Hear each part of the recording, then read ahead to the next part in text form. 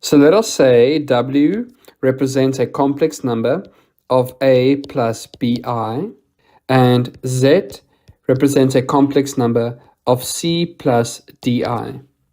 If we say W plus Z, that is equal to saying A plus BI plus C plus DI. And I can add like terms together. So it'll be A plus C plus B plus DI.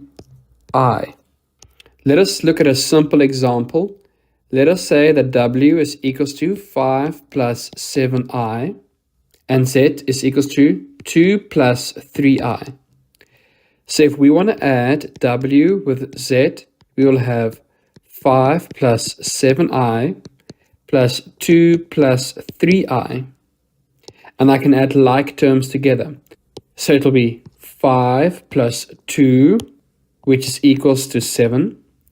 And then 7i plus 3i, which is equals to plus 10i. And that is how we add complex numbers with each other.